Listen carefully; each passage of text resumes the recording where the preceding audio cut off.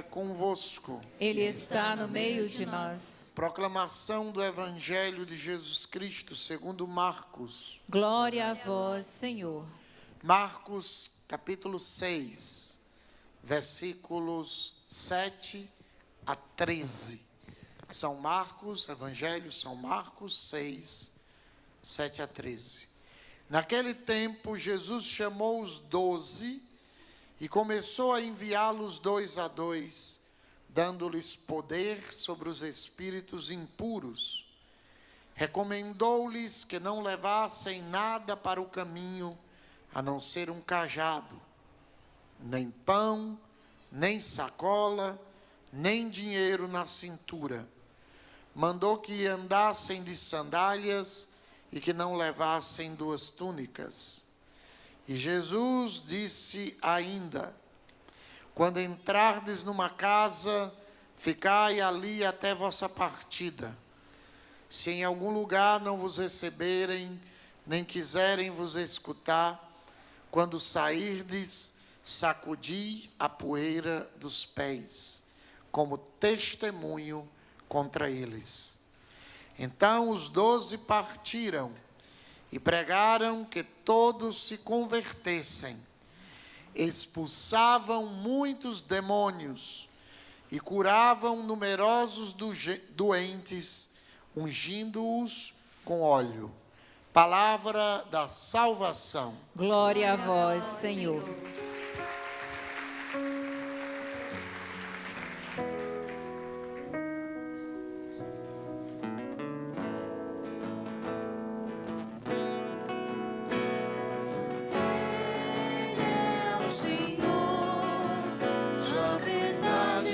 Sempre reinar, terra e céus glorificam seu santo nome.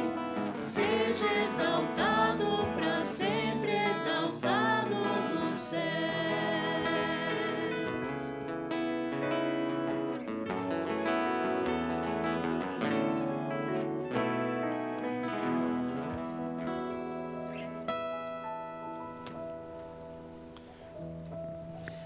Quem está com seus projetos de vida? Ou vocês só trouxeram na primeira missa, dia 21? Quem está com a sua pasta? Levante sua pasta com seu projeto de vida dentro. Levante assim, ó. Hoje eu vou abençoar seu projeto de vida, sua pasta. Se alguém deseja ter sua pasta, ainda tem um livro dentro, tem? Tem, né? São os últimos. Baixa a mão, se alguém quiser, levante sua mão que vai alguém até você, tá? Tem gente ali, tem uma pessoa, levante a mão, só para eu ver. Aqui do lado do palco, na Santos Dumont, aqui na frente. Só tem a Vevé? Tem mais alguém, Vevé, contigo? Tá, ó, só levantar a mão, tem gente ali na porta da capela, lá no fundo, tá? Só quem tá, dê uma olhadinha, tá? Fique com a mão levantada até chegar o irmão até você. Dentro tem um livrinho também, tá? Agora olhem para mim. Quem tem Bíblia? Quem está com a Bíblia? Não, quem tem Bíblia, eu sei que você tem aquela biblona, cheia de poeira, aberta no Salmo 90, que não serve de nada na casa. Se você não lê, traga a sua Bíblia. Abra no livro de Neemias, capítulo 2, de 1 a 18. Livro de Neemias, Antigo Testamento, na Bíblia. Livro de Neemias, capítulo 2, de 1 a 18. Ou tome nota, tá? Hoje nós vamos falar sobre planejamento. Aprender na palavra de Deus como planejar. Não basta só escrever um papel de qualquer jeito, de qualquer forma. Nós sabemos que um projeto de vida precisa você saber o que é que você quer fazer. Depois você precisa saber quanto vai lhe custar, o preço. Depois você precisa saber quando você vai começar. Depois você precisa do como você vai realizar. Tá? Para ter um bom projeto de vida. Onde, como, quando, quanto e quem vai fazer. Se é você mesmo, se é um arquiteto, se é um pintor. Tá bom? Fica com a mão levantada que o pessoal vai até você, ó. Tá? Você pode adquirir a sua parte, são as últimas. Agora, escutemos a palavra. Se você tem Bíblia, abra em Neemias, livro de Neemias, capítulo 2, de 1 a 18. No livro, a partir das histórias que você vai encontrar, você pode começar a partir de amanhã a ver, cada dia fazer seu estudo bíblico. E também respondendo no seu planejamento, qual é a área da sua vida que está precisando de uma reforma, de uma transformação, de um projeto. E a partir das histórias que ele me vai contando, você vai se identificando com a sua própria realidade. Mas agora vamos com a Bíblia, tá? Neemias 2, 1 a 18. Luciana. No 20º ano do rei Artaxerxes, no mês de Nisã, estando o vinho diante de mim, tomei-o e o ofereci ao rei. Ora, jamais em outra ocasião eu estivera triste em sua presença. Disse-me o rei: por que tens a face sombria? Não estás doente. Tens, no entanto, algum dissabor. Muito conturbado, respondi ao rei: viva o rei para sempre. Como não haveria eu de estar pesaroso, desde que a cidade onde se encontram os túmulos de meus pais está devastada e suas portas consumidas pelo fogo? Disse-me o rei: que tens a me pedir? Então, fazendo uma prece ao Deus do céu, eu disse ao rei: se aprouver ao rei e se o teu servo te é agradável, permite-me ir para a terra de Judá, a cidade onde se encontram os túmulos de meus pais, para reconstruí-la. O rei, junto de quem estava sentada a rainha, perguntou-me: quanto tempo durará a tua viagem? Quando voltarás?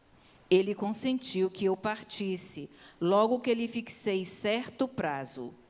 Prossegui: se o rei achar bom que me deem missivas para os governadores de além do rio, a fim de que me deixem passar para Judá, e outra carta para Asaf, o intendente da floresta real, para que ele me forneça a madeira para a viga das portas da fortaleza vizinha ao templo, para as muralhas da cidade e para a casa em que eu habitar.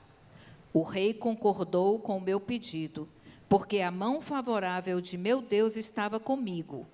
Fui ter com os governadores de além do rio e entreguei-lhes as cartas do rei.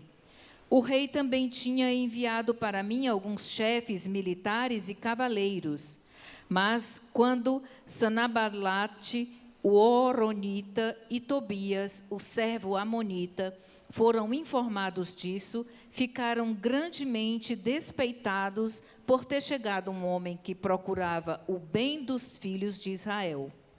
Cheguei a Jerusalém e, depois de ter passado ali 3 dias, levantei-me durante a noite, acompanhado de um pequeno grupo de homens, sem dizer a ninguém o que o meu Deus me tinha inspirado fazer por Jerusalém.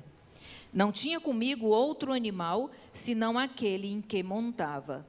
Saí à noite pela porta do vale e dirigi-me à fonte do dragão e à porta da esterqueira. Verifiquei que as muralhas de Jerusalém estavam arruinadas e que as portas estavam consumidas pelo fogo. Prossegui rumo à porta da fonte e à piscina do rei, mas não havia ali lugar onde pudesse passar com a minha montaria. Subi então à noite ao barranco, examinei a muralha retomei em seguida o mesmo caminho e reentrei pela porta do vale. Os magistrados ignoravam aonde eu tinha ido e o que queria fazer. Até aquele momento, eu não havia deixado transparecer nem aos judeus, nem aos sacerdotes, nem aos homens importantes, nem aos magistrados, nem às demais pessoas do povo que se ocupavam dos trabalhos. Disse-lhes então: vede a miséria em que estamos, Jerusalém devastada, suas portas consumidas pelo fogo. Vinde, reconstruamos as muralhas da cidade e ponhamos termo a esta humilhante situação. Contei-lhes em seguida como a mão de meu Deus havia protegido e narrei-lhes tudo o que me tinha dito o rei. Gritaram todos: vamos, reconstruamos! E com coragem puseram-se a trabalhar nessa boa obra. Palavra do Senhor. Graças a Deus. Presta bem atenção. Livro de Neemias, que eu convido você a ler. São 2 livros importantes, Esdras e Neemias, que falam da reconstrução de Jerusalém. Para você entender, que eu sei que a maioria de vocês não entendeu foi nada desse texto, algumas informações importantes.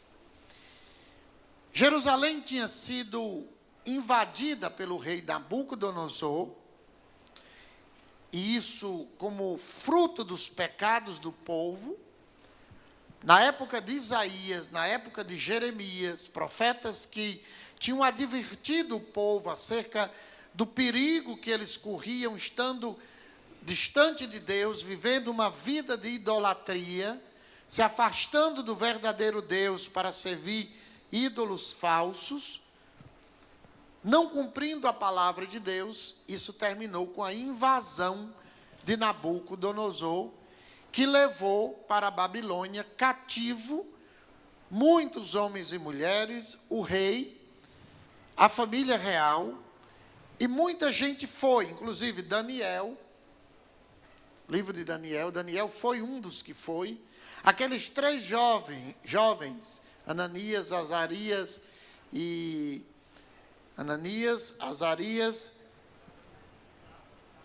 Não, sei, mas os nomes hebraicos dele eram Ananias, Azarias e Misael, que lá receberam o nome de Sidraque, Misaque e Abdenego, foram trabalhar. E um desses jovens se chamava Neemias. E a função de Neemias no palácio do rei, ele era um escravo. Olha para mim, quando Deus quer abençoar uma pessoa, ela pode ser a última. Ela pode não valer nada. Ela pode ser, aos olhos dos homens, um cibazol podre. Nem existe mais cibazol, né? A senhora do tempo, né? De cibazol, eu sou. Não tinha o cibazol? Hoje não tem mais, não, cibazol. A gente dizia assim, fulano não vale um cibazol. Cibazol era um comprimido que servia para quê? Era para febre, né? Dor no corpo, murrinha, né? Chamava murrinha. O menino está com murrinha, estou com murrinha, toma um cibazol. Não importa, como vimos com Davi. Davi não foi convidado a almoçar no dia que o profeta Samuel foi na casa do seu pai. Foi para o campo, cuidar das ovelhas. Ele foi o último a chegar no almoço, quando nenhum daqueles seus irmãos foi escolhido por Deus. Neemias era um escravo, e a função desse escravo era beber o vinho antes do rei, porque se tivesse envenenado, quem morria? O pobre do escravo, né? Então vinha um copo d'água, vinha um copo de vinho, vinha o almoço do rei. Aí o que é que eles faziam? Despejavam um pouco e o escravo bebia. Se o escravo não morresse, pronto, o rei poderia ficar tranquilo e comer a comida, tomar o vinho, a água, não estava envenenada. Porque muitos reis foram envenenados, mortos através do ódio dos seus inimigos e eles envenenavam o vinho, principalmente. Então, Neemias é um escravo judeu, mas é um homem temente a Deus. Como é que nós sabemos que Neemias é temente a Deus? Hudson, leia Neemias 1:11, um capítulo antes, versículo 11, que não tem aí na folha.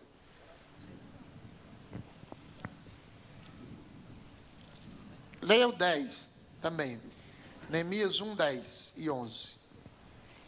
Eles são vossos servos, esse mesmo povo que libertastes com o poder e a força de vossa mão.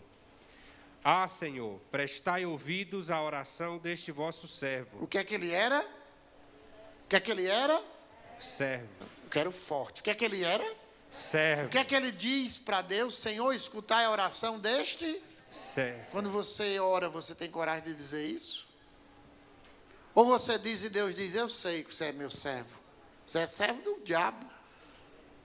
Servo é servo. Vive para Deus. Pratica o que Deus quer. Então ele tem coragem de dizer para Deus, repete, ah, Senhor. Vamos, Hudson. Ah, Senhor, prestai ouvidos à oração deste vosso servo e à oração dos vossos servos que veneram o vosso nome. Dignai-vos hoje dar bom êxito ao vosso servo e fazei-o ganhar o favor do rei. Eu era então copeiro do rei. Copeiro. O copeiro era o que levava o vinho e provava antes do rei, como eu falei. Estavam na Babilônia. Mas a cidade de Jerusalém estava queimada. Vocês ouviram aí na narrativa do capítulo 2, muralhas destruídas. E Deus colocou no coração de Neemias, você vai reconstruir a cidade de Jerusalém, você vai reconstruir o templo de Jerusalém, você vai fazer a reforma que a minha cidade precisa. Quem aqui já recebeu uma missão impossível na vida? Um trabalho difícil, que você disse, eu não vou conseguir. Mas o patrão disse, eu quero que você faça isso, resolva isso. Essa era uma missão impossível. Por quê? Porque Nabucodonosor tinha destruído Jerusalém. Não ficou pedra sobre pedra. Destruiu o templo, queimou as portas, levou tudo quanto era de ouro, aquilo que estava lá desde a época de Salomão.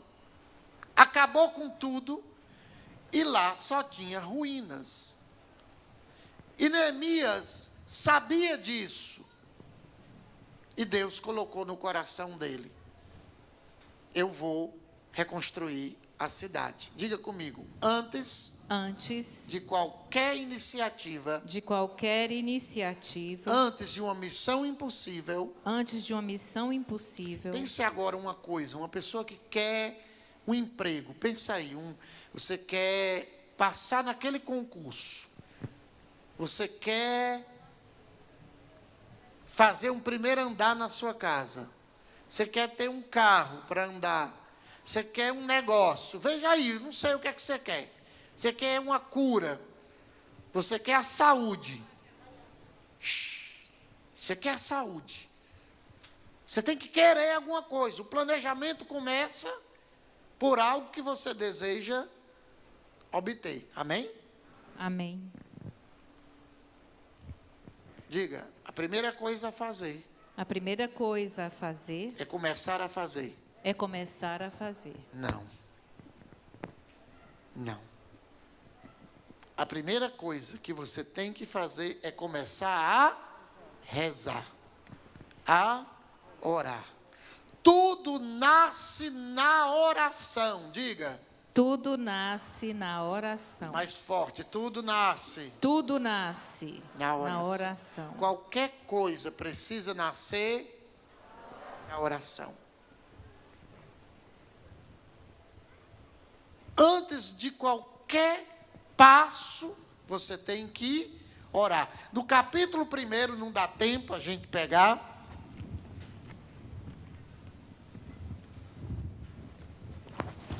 Nós temos a oração de Neemias. Leiam a Bíblia, pelo amor de Deus. Leiam a palavra de Deus. Essa oração é riquíssima. Começa em qual versículo aí, o Hudson? No capítulo 1. Que hora ele começa a orar? Vai para o versículo 1. Leia aí o versículo 1. Oração de Neemias. Palavra de Neemias, filho de Acacílias. No mês de Casleu, no 20º ano, encontrando-me eu em Susa, no palácio, eis que chegaram de Judá, Hananim, um dos meus irmãos, com alguns companheiros. Perguntei-lhes pelos judeus libertados que tinham escapado do cativeiro a respeito de Jerusalém. Aqueles que esperavam do cativeiro disseram-me eles, estão lá na província, numa grande miséria e Estão humilhação. lá como? Numa grande miséria. E humilhação. Humilhação. Os muros de Jerusalém estão em ruínas e suas portas foram incendiadas. Queimadas, muros em ruína, tudo destruído, goteira caindo na sua cabeça. Ouvindo tais palavras, sentei-me para chorar e fiquei vários dias desconsolado. Jejuei e orei diante do Deus do céu, dizendo... Espera aí, o que é que ele fez? Chorou. Jejuou. Você sabe e o orou. que é chorar? É compaixão.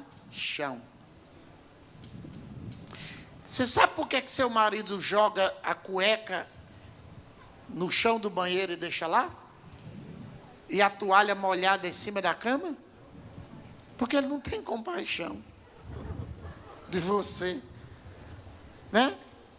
Às vezes a mãe diz assim, meus filhos, tenham pena de mim.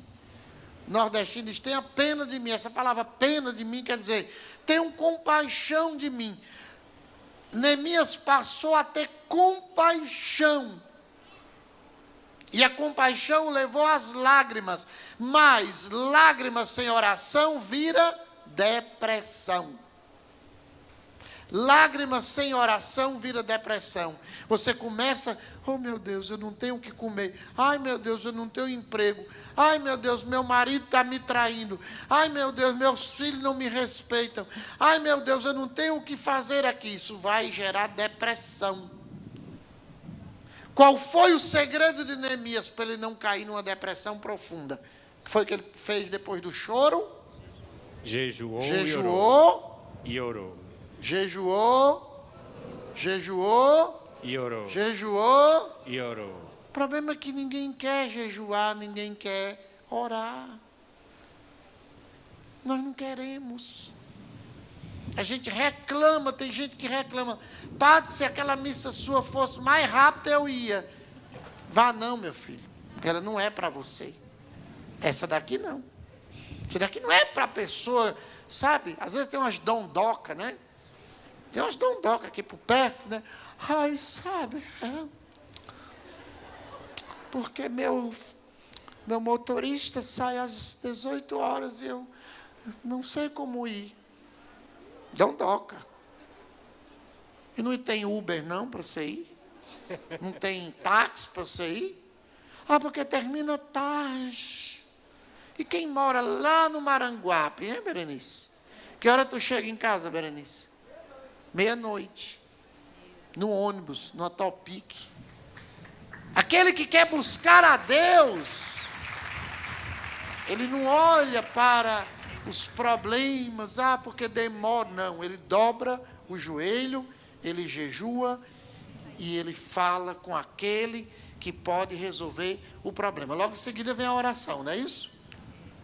Orei diante do Deus do céu, dizendo, Senhor, Deus do céu. Pronto, eu não vou pegar a oração, vocês podem rezar até essa oração dele, tá?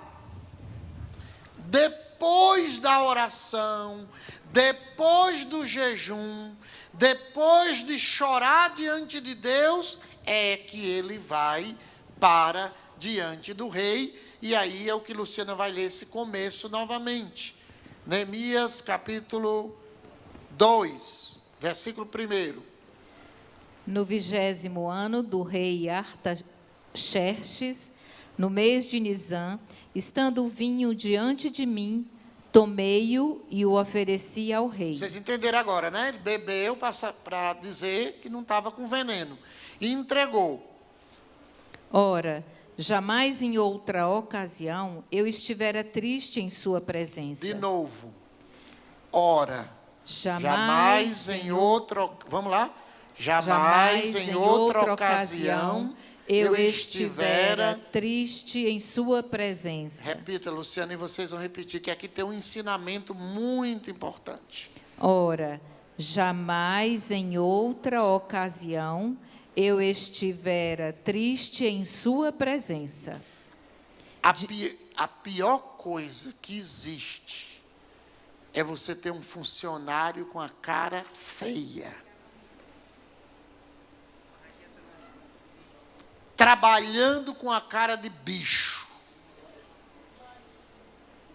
Você está trabalhando, mexendo o arroz, vai fazendo a comida, você está lavando com aquela cara feia.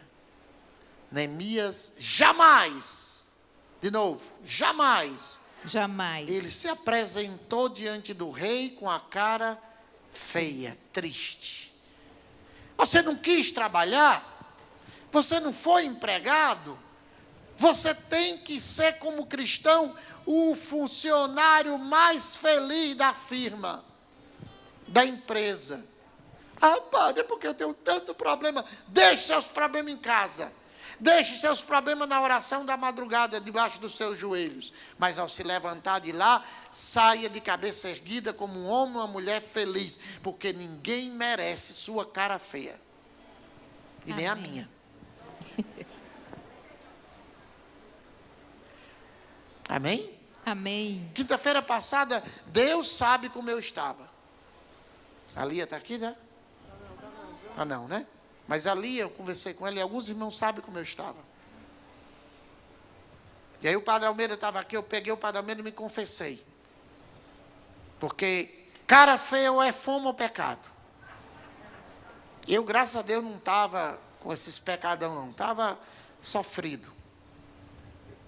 E quando eu terminei de confessar, ele disse, sua penitência vai ser celebrar a missa alegre, feliz, louvando, cantando. Vocês viram o louvor da semana passada? Ali, só Deus sabe como eu estava. Mas Deus pediu que eu louvasse. No início da missa dizia, que diferença faz de hoje e da semana passada? Cara feia. Você tem um emprego, mas ninguém gosta de você, você é fofoqueiro, você leva e traz, você faz confusão, você faz coisa errada, você tira o que não é seu, você faz o serviço mal errado, chega atrasado, sai antes do tempo. Como é que você quer crescer na vida? Patrão nenhum vai escolher um funcionário relapso, mentiroso, enganador. Você vai ser o primeiro da lista a ser botado para fora quando vier a crise. Eis aqui um exemplo de Neemias. Ele era mesmo escravo, mesmo sujeito a morrer. Você imagina um emprego desse? Você queria esse emprego? Alguém queria esse emprego de beber o vinho que se tivesse envenenado, ele caía durinho ali? Não. Mas ele fazia isso com alegria. Nesse dia, continua Luciana. Disse-me o rei, por que tens a face sombria? Não estás doente. Tens, no entanto, algum dissabor. Muito conturbado, respondi ao rei. Viva o rei para sempre. Como não haveria eu de estar pesaroso, desde que a cidade onde se encontram os túmulos de meus pais está devastada e suas portas consumidas pelo fogo? Disse-me o rei, que tens a me pedir? Para aí. Olha outro ensinamento. Ele aproveitou a oportunidade. Muitas vezes nós não crescemos na vida porque perdemos as oportunidades. E vocês sabem você sabe quanta oportunidade você perdeu na vida, sim ou não? Sim. De ter estudado mais, de ter aproveitado melhor o tempo, de ter aprendido uma profissão, de ter, sei lá, aprendido a fazer uma tapioca. É possível. Alguma coisa que você possa fazer, aprender uma língua. Ele aproveita a oportunidade. O rei disse: ei, peraí, você não é de estar de cara feia. Você não é de estar triste. Você não está doente. O que é que está acontecendo? Aí ele diz: rei, eu não poderia estar feliz se a cidade onde os meus antepassados estão sepultados está destruída.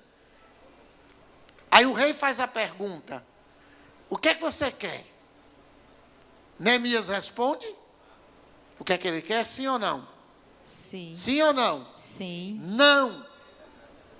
Leia aí, Luciana. Então, fazendo uma prece ao Deus do céu. Então, rezando de novo. Diga, é preciso rezar e rezar de novo.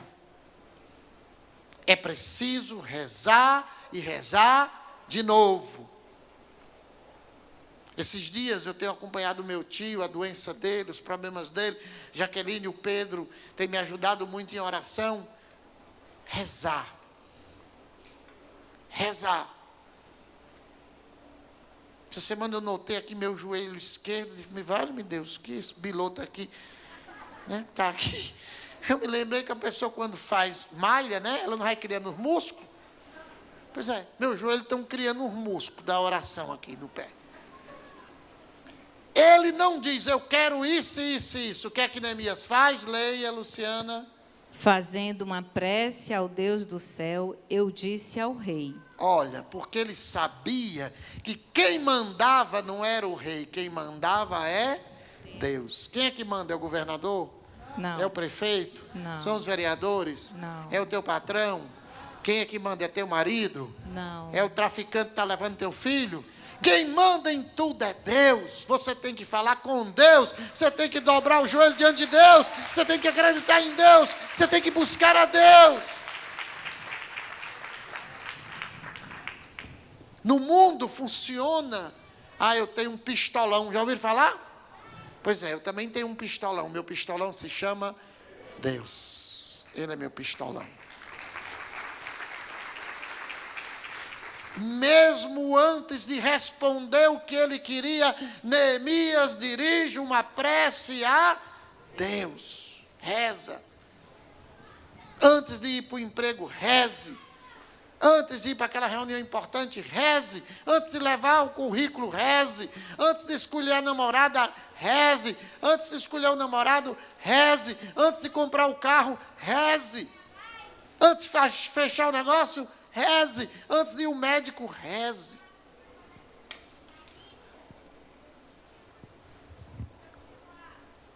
Se aprover ao rei, se o teu servo te é agradável, permite-me ir para a terra de Judá, a cidade onde encontro os túmulos dos meus pais, para reconstruí-la. O rei, junto de quem estava sentada a rainha, perguntou-me. Olha a pergunta, Luciana. Quanto tempo durará a tua viagem? Quando voltarás? Por que que o rei pergunta a Neemias quanto tempo vai durar a viagem dele e quando é que ele vai voltar? Por quê? Por quê? Responda.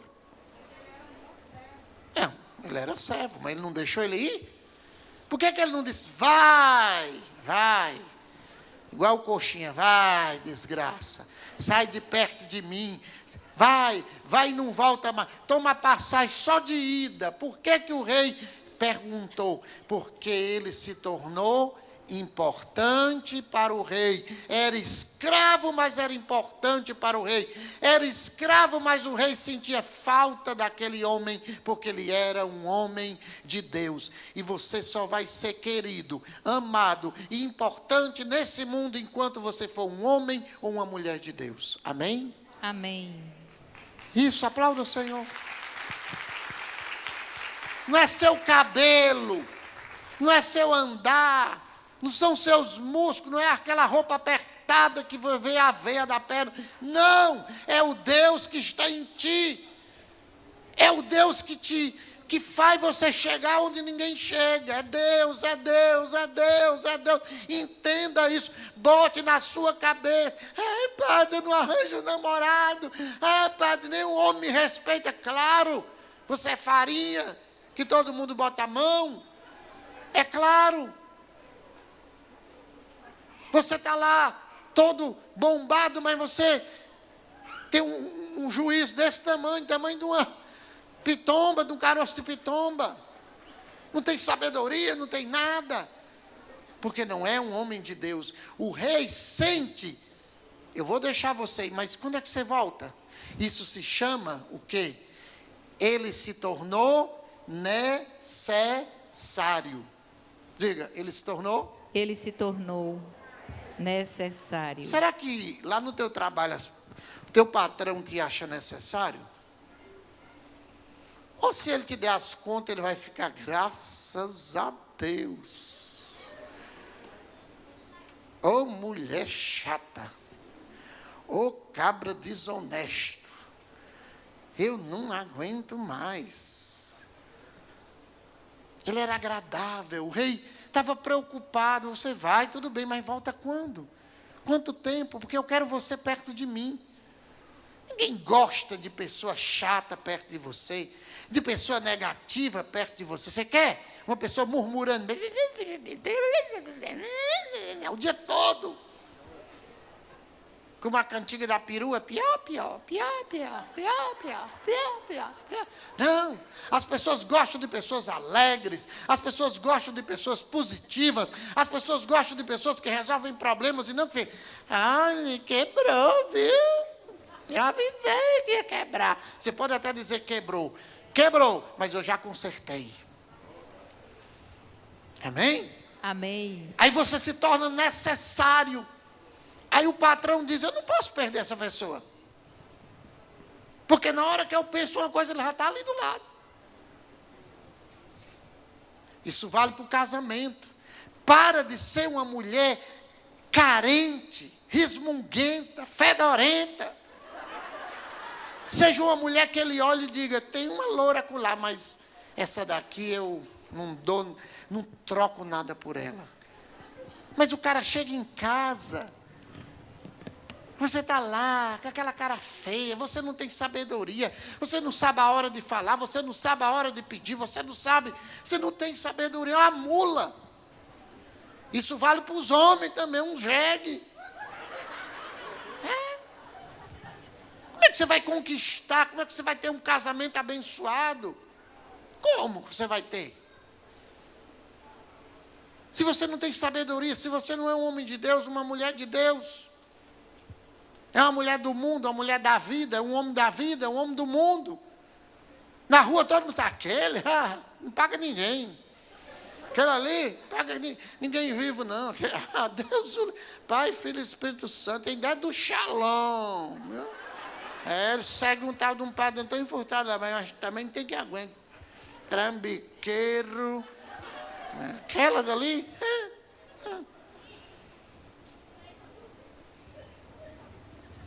Veja.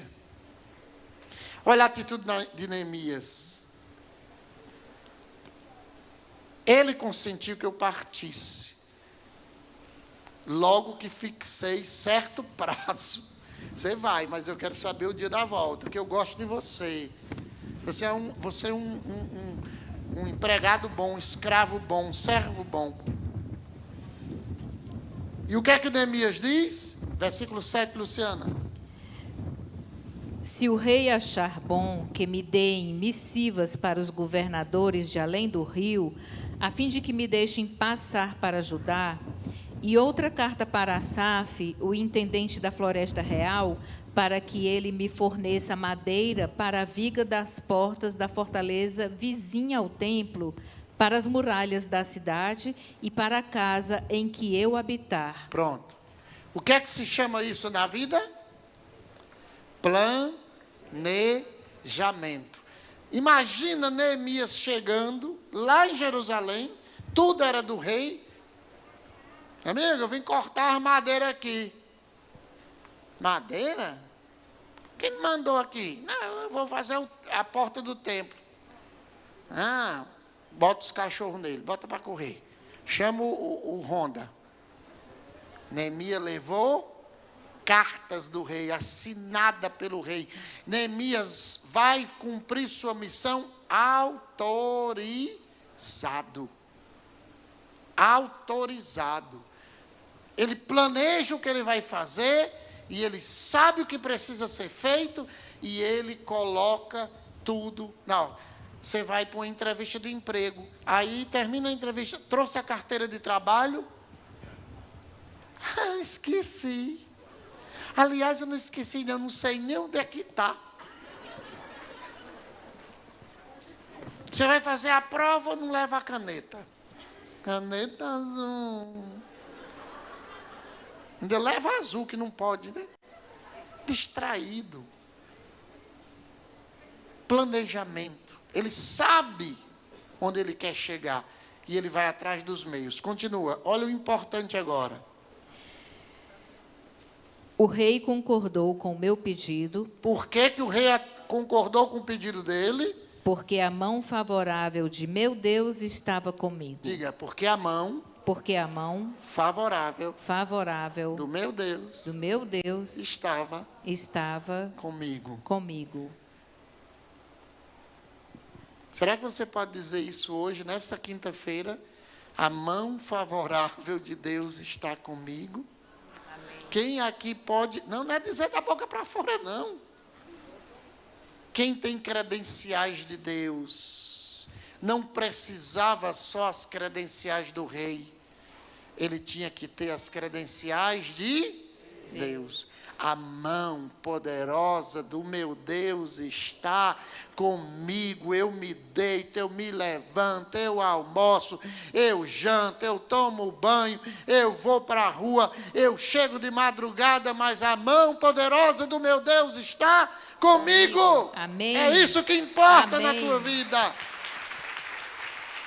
Se você não tem essa mão poderosa na sua vida, e para isso tem que ter intimidade, tem que ter oração, tem que ter jejum, tem que ter vigília, tem que ter busca de Deus, tem que ter confissão, tem que ter missa de domingo, tem que ter comunhão, tem que ter leitura da palavra, terço de Nossa Senhora, ofício de Nossa Senhora, e aí vai.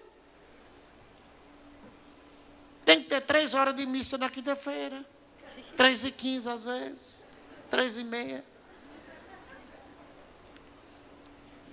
A mão poderosa do Senhor está comigo. Se você tem isso na sua vida, você vai entrar onde você quiser, você vai atrás do que você quiser, você vai conquistar, porque a mão não é rei, não é governador, não é presidente, não é ninguém, é Deus. É Deus. Amém. É Deus. Vocês só estão aqui em plena pandemia, o Shalom lotado, e gente do lado de fora, porque a mão do Senhor está aqui. Se a mão do Senhor não estivesse aqui, você não viria. Amém? Amém. Aplauda e dê glória a Deus por Glória isso. a ti, Senhor. Glória a ti, Senhor. Se a mão do Senhor não estivesse aqui, você não viria. Você não me aguentaria nem 10 minutos, imagine 3 horas. Não é o Padre Antônio. É a mão poderosa do Senhor. Que enquanto eu estou pregando, estou louvando, estou celebrando, estou com o Santíssimo, está agindo no meio de vocês. É esse o segredo. É esse o segredo. É a mão poderosa de Deus que está aqui. Já tentaram acabar com essa missa várias vezes. E não conseguiram. Porque a mão poderosa do Senhor está aqui. Esse é o segredo. O segredo do sucesso, da saúde, da bênção, da vitória, da cura. É a mão do Senhor sobre a sua vida. Continua, Luciana.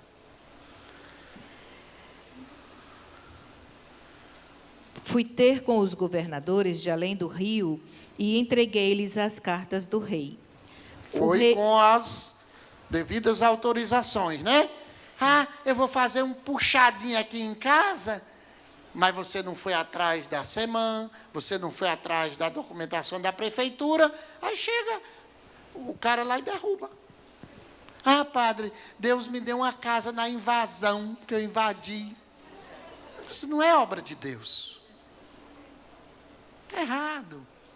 Não, porque deram mole e eu peguei. Isso é coisa amaldiçoada, não é para você não.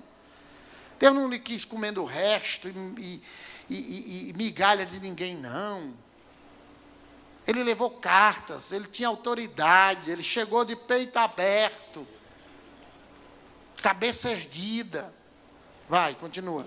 O rei também tinha enviado para mim alguns chefes militares e cavaleiros.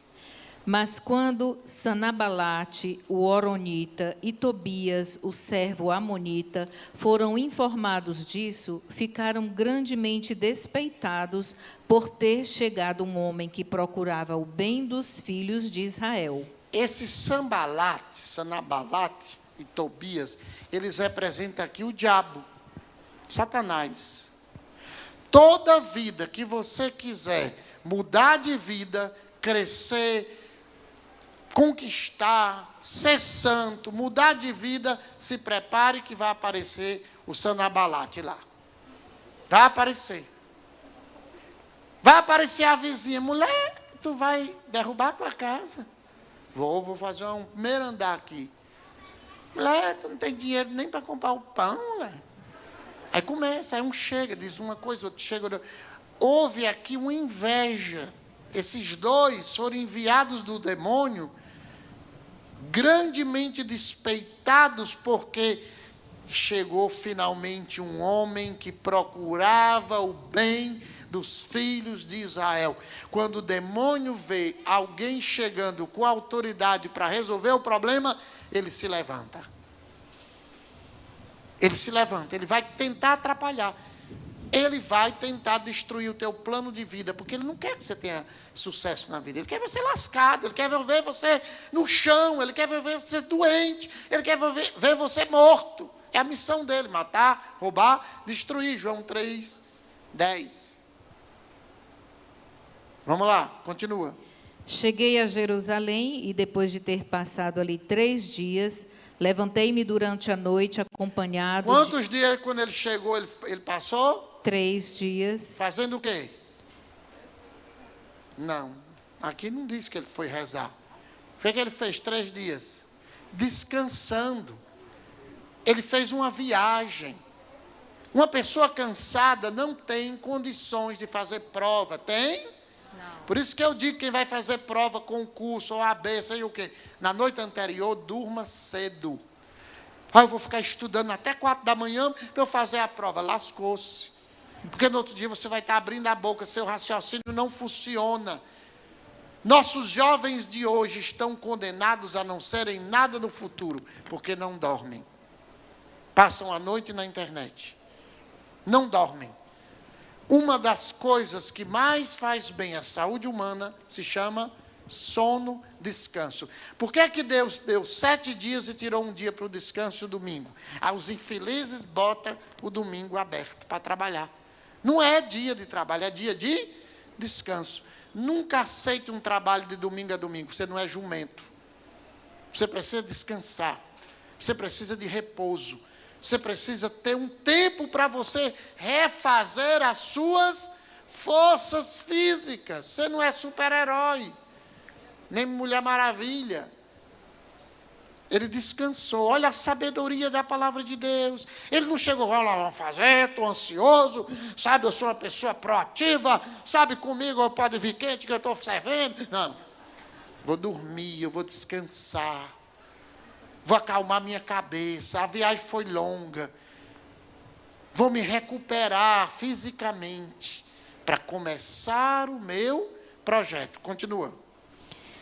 Depois de ter passado ali 3 dias, levantei-me durante a noite acompanhado de um pequeno grupo de homens, sem dizer a ninguém o que o meu Deus me tinha inspirado fazer por Jerusalém. Ele chegou dizendo, olha, negada, sou eu, sabe? Eu sou o bonitão das tapioca. Cheguei aqui para reformar Jerusalém, ó. Sou eu. Eu sou o melhor. o maravilhoso, o grandioso. Deus me deu a missão. Fez isso? Não. Chegou calado, foi descansar.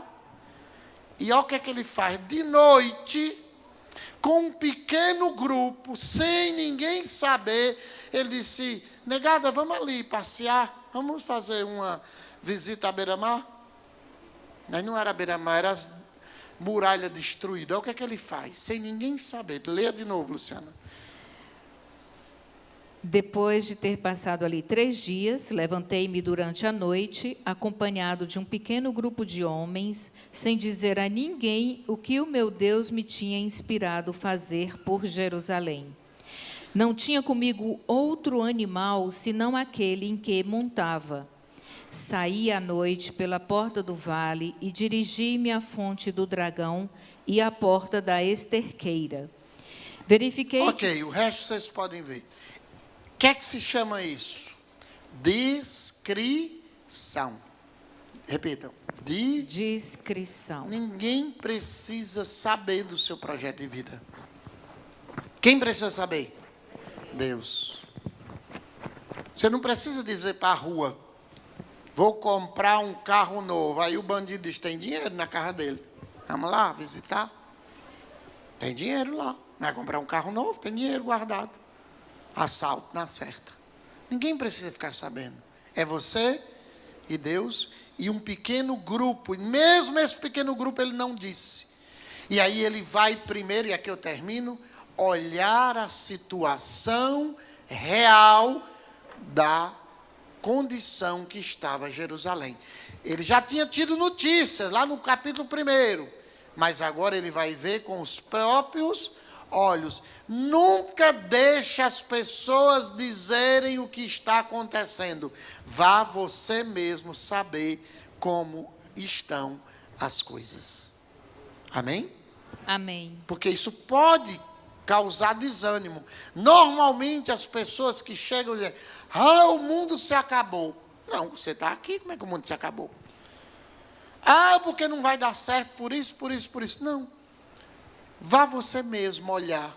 Vá você olhar o terreno. Vá você olhar onde é que você vai comprar aquela casa. Vá você mesmo. Amigo, me dê o carro para eu passear nele hoje de tarde, para eu olhar. Para depois você tomar a decisão de comprar o carro ou não, para não ver se o carro não é uma bomba que você vai levar para casa. Isso aí vale para qualquer coisa. Amém? Amém. Aprenderam hoje muita coisa?